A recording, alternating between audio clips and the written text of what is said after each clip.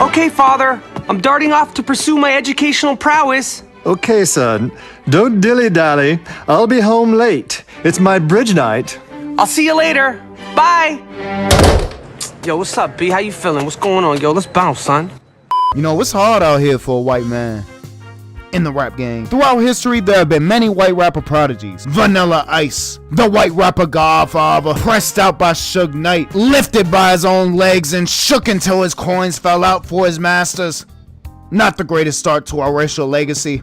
Why'd you have to do that to our godfather? Then came Eminem. Eminem gets a lot of shit these days, but he is and will forever be a top 5 white man of all time. His resume as a white man is too extensive. It's too undeniable. See, we can have our jokes 20 years after the fact, but we're not gonna sit here and act like Eminem not one of the greatest to ever do it. See, what sets Eminem apart from others is he got that dog in him.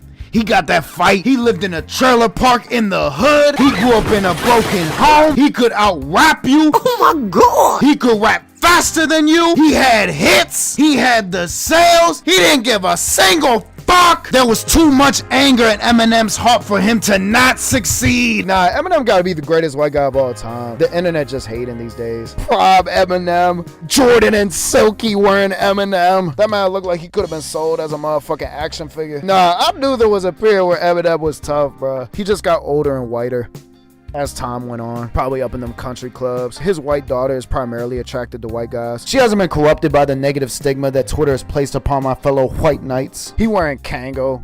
He a 50-year-old white guy wearing Kango. He look like he about to perform jazz at a bar. He look like he about to do some slam poetry like shit. His white daughter looking scrumptious. Prime Eminem would single-handedly pull down his pants and slap cancel culture with his white cock.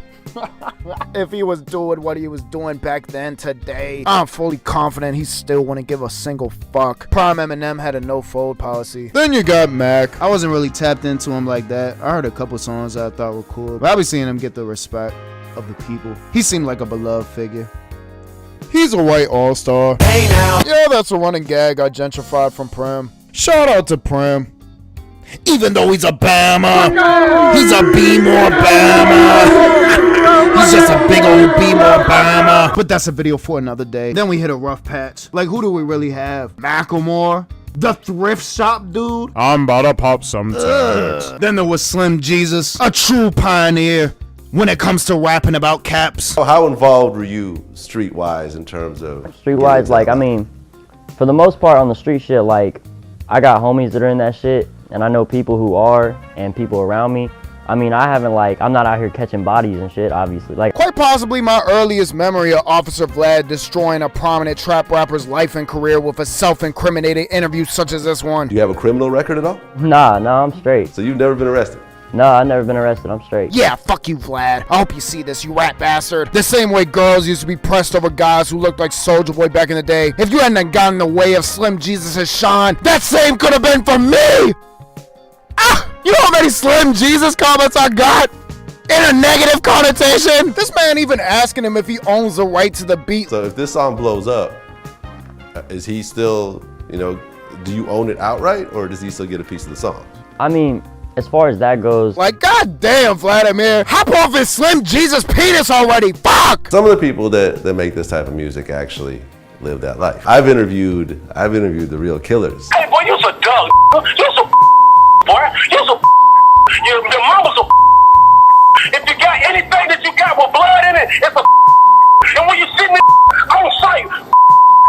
Then came Iggy. Now, Iggy's a bit of a tricky one, because I definitely remember as a kid people clowning her for her music being ass, right? That shit is fucking trash, dog. Get the fuck off the airwaves. But she also was always in the same conversation as the female goats like Nicki. But then again, I also remember as a kid her getting clowned a lot for looking like a white chick's character. And the Vaughn rapping like her as a cowardly dog at her concert. When I win, no, when I win, they bitch from point, when the piece me joint, gotta twist this beat, I'm spraying my joint, straight crack rap, well, till the clap, who know, to the rain, city, no, diggy, yeah, shorty, do it, I no, diggle. What did you say? That was not giggles that white woman said, y'all.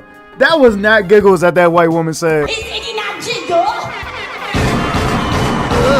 I I feel like those have held up longer in their legacy than anything positively music-wise. Like, she got hits, but Fancy's like a Vine song. I always looked at Fancy as like a fucking Rebecca Black Friday. Like, yeah, everybody knows it, but this shit is making me internally cringe every time I hear it. But you just gotta sit there and take it in the fucking changing room at H&M, along with Miley Cyrus Party in the USA. But she got her fan base or whatever. She got mother and shit now. While I was pregnant, this man didn't even come to see his son be born.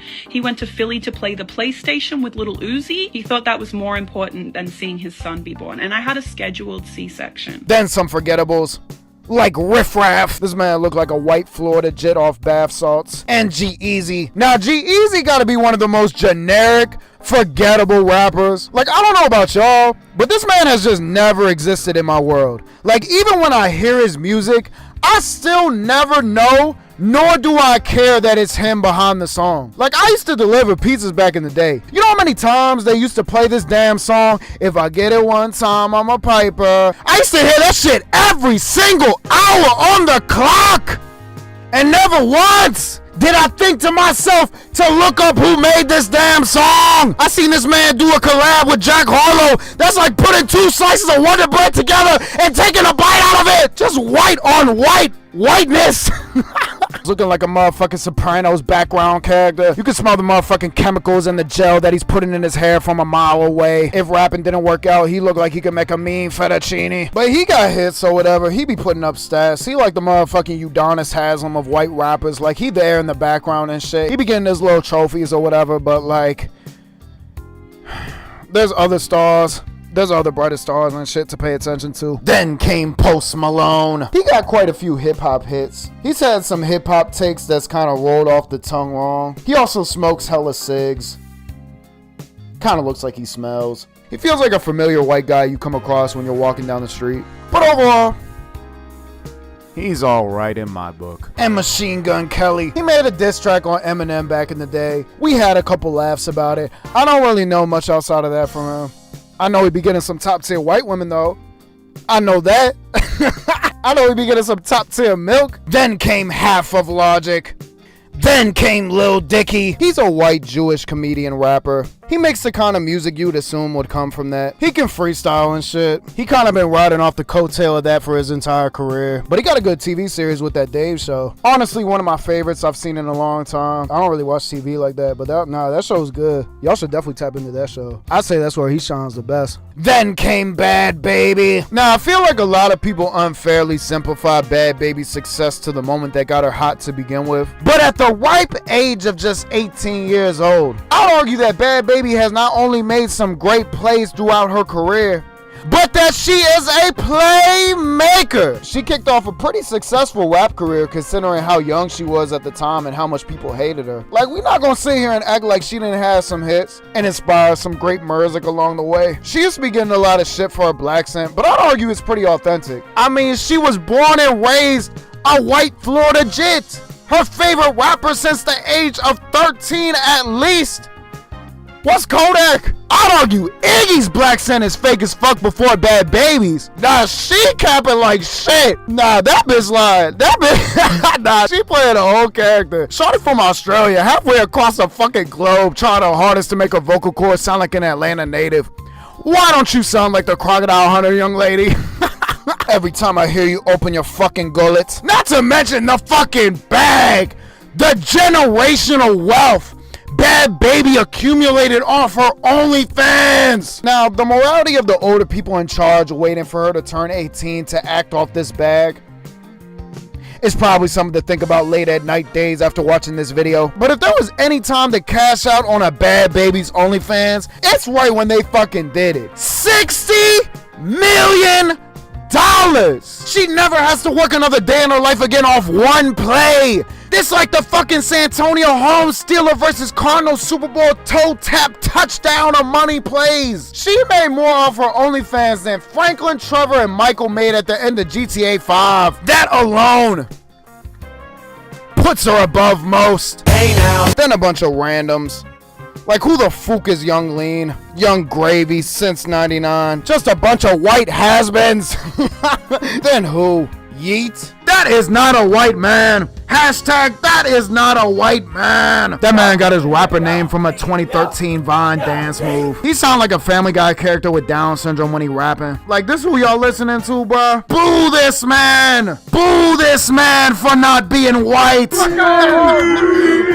this man. What happened, man? White people used to conquer land, enslave families. You want to talk about demons? White people been reaping the souls of society since before they could even fact check a textbook. Now look, these motherfuckers can't even conquer a sustainable audience. But then came Jack Harlow, the most commercially successful white rapper we have seen in a very long time. He's got hits, charisma, stage presence, all the black women cheering for him. Oh my god! But there's just one thing that he lacks. The boring music. I don't know about y'all, but aside from like maybe 1 or 2 songs max, every time I popped on a Jack Harlow song, bruh, the shit is so fucking mid that I can like premeditate what the word is that he's about to rhyme at the end of the lyric. I tried to be kind, now I'm speaking my mind. It's not even like he's bad, right? It's just not doing nothing for me. The ones who hate me the most look just like me, stinking ass. Now who we got? This little white kid that sounds like Lil Baby. You know, I got a little white boy coming in. He probably gonna sound like Slim Jesus or something like that. You feel me? I'm seeing too many American flags in the background of these TikToks. He's not the seasoned white boy he thinks he is, like shit. What is this? Is this the state of white rappers these days? Well, I don't like it. Change it back. Change it back already, damn it. No, I won't stand for it.